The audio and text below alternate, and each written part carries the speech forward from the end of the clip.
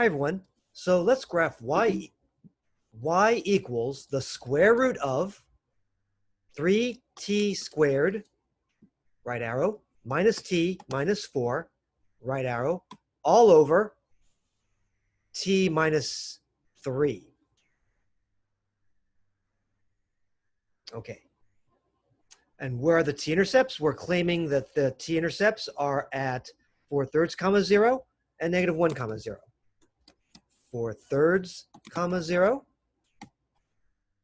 yes, in green, and -1, 0, yes, in purple. Okay, and in calculus, you'll be able to figure out what the graph looks like. It's like these three electrical strings out here. But even in this class, we will be able to talk about domain and vertical asymptotes later in this class. That's the graph. And actually, the t-intercepts were the same ultimately as for y equals this guy, 3t squared minus t minus 4.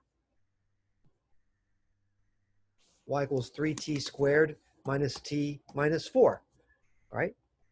It's an easy parabola, and it had the same t-intercepts. All right, so we simplify the problem. Also, another way to get the t-intercepts from this quadratic, well, before we factored, you could have also used the quadratic formula, the QF.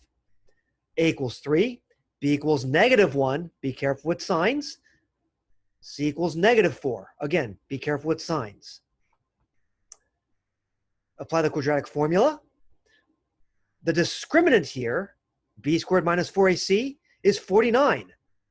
That's a nice perfect square. That tells us that old school factoring did help us here. We could factor over the integers because the discriminant was a nice perfect square. That means we could factor this cutie old school.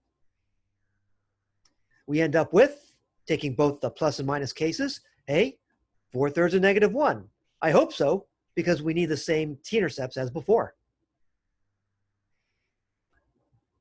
Okay, next up, let's talk about some properties of graphs.